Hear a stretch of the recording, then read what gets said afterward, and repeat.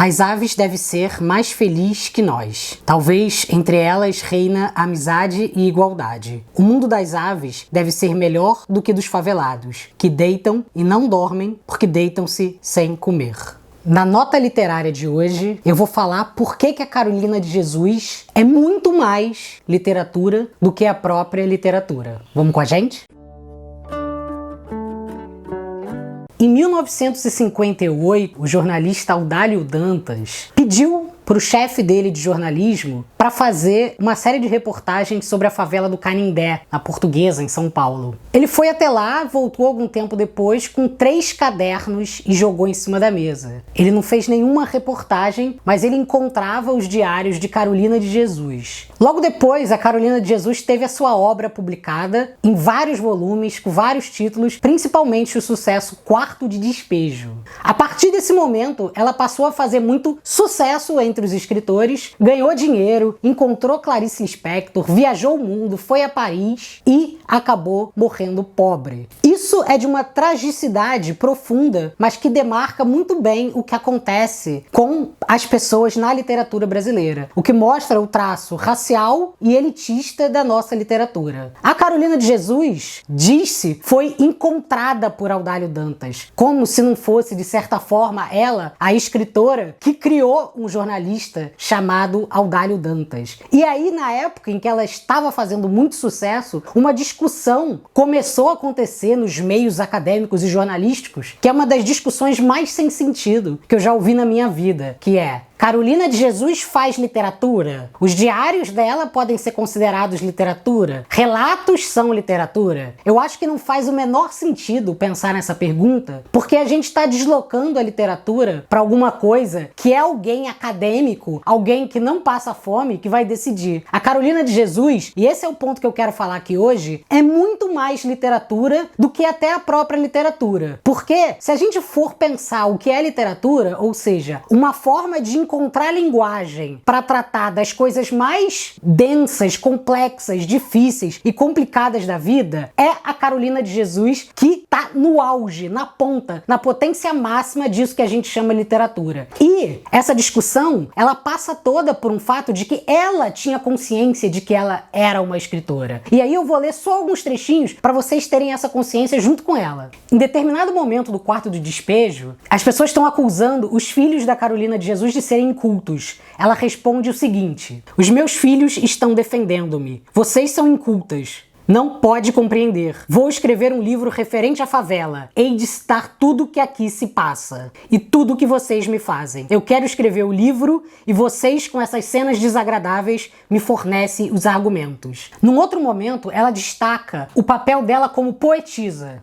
Para mim, o mundo, em vez de evoluir, está retornando à primitividade. Quem não conhece a fome há de dizer: quem escreve isso é louco. Mas quem passa fome há de dizer: muito bem, Carolina, os gêneros alimentícios deve ser o alcance de todos. Os políticos sabem que sou poetisa e que o poeta enfrenta a morte quando vê o seu povo oprimido. Então eu acho que a gente tem que pensar a obra da Carolina de Jesus a partir dessa potência em que ela está descobrindo e inventando a forma de um sofrimento que era muito comum na época e que era transpassado pela literatura, porque ela foi montando a sua própria biblioteca, ela foi anotando todas as suas experiências de vida, ela foi imaginando palavras para poder descrever aquilo que ela vivia. Num determinado momento, por exemplo, ela diz que a fome é amarela, o que é uma grande metáfora para a gente poder entender porque a gente, que é classe média e burguês, não imagina o que deve ser a fome. Então, ela escreve os livros pensando nas memórias dela. A partir de determinado ponto, o Quarto de Despejo, ela pensa nos diários que ela escreve ali em 55, depois ela escreve o Diário de Bitita, que são as memórias dela de infância lá em Minas Gerais, e aí essa literatura dela, ela vai sendo inventada a partir da própria experiência de vida, mas é uma experiência de vida que está trespassada pela linguagem. Então, todas as vezes que alguém está dizendo que o que ela faz não é literatura, é contar a própria vida, a pessoa não está entendendo exatamente o que acontece entre esse atravessamento, entre a experiência individual, entre a realidade social e a linguagem. Essa tríade entre esses 3 fatores são essenciais para a gente pensar a literatura. Uma literatura que é feita dentro do gabinete não pode cumprir uma tríade. O Antônio Cândido estava errado quando ele diz que a literatura precisa ter obra, leitor e livro. Na verdade, a literatura, às vezes, ela não precisa nem do livro. Ela tem a experiência de vida e ela tem a transformação dessa vida numa linguagem, no modo de existência do mundo. Isso já é literatura. Independente se alguém está lendo ou não. A leitura, o leitor, ele é só uma das partes do veículo do mercado da literatura, que é a transformação disso num objeto, a transformação disso num objeto de apreciação estética, numa mercadoria e principalmente na organização dessa escrita dentro de uma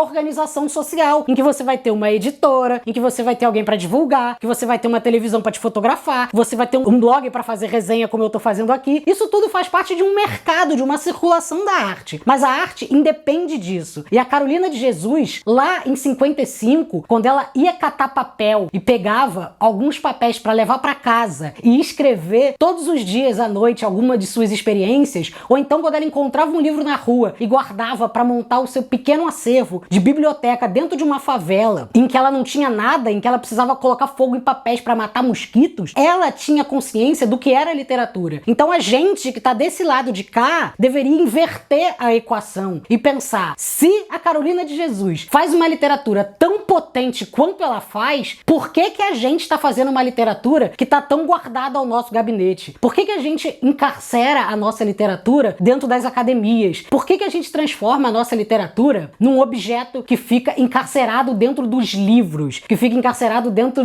desse veículo literário? Por que que a gente não faz a literatura explodir para todos os lugares, para todas as classes, para todas as raças, e que a gente só encontre livro, mesmo que a gente precise abrir mão desse circuito intelectual de literatura, desses festivais literários em que a gente coloca homenageados que na maioria das vezes serve para algumas pessoas ganharem dinheiro, e logo depois o que acontece é o que acontece com a Carolina de Jesus. Depois que já aproveitaram tudo que queriam dela, depois que ganharam dinheiro com ela, depois que espalharam o nome dela por aí, traduziram, e depois que venderam 1 milhão de livros por conta das coisas que ela escreveu, ela volta e termina a vida na pobreza. A filha dela, a Vera Eunice, até hoje está tentando brigar para conseguir mais direitos sobre as obras dela. As netas dela criaram um Instagram, que são as netas da Carolina, para tentar também conseguir alguma coisa do que a avó produziu. Muita gente ficou rica e as principais herdeiras da Carolina de Jesus passam a mesma situação que a avó passou. Elas ainda estão no quarto de despejo, porque o quarto de despejo da Carolina de Jesus não é um livro, não é uma realidade, ele é uma estrutura da sociedade brasileira. Então dizer que Carolina de Jesus não é literatura é quase um escárnio com a literatura, é quase um escárnio pra gente que gosta de livro. Quem quer se debruçar sobre as contradições e as complexidades da cultura brasileira precisa entender que Carolina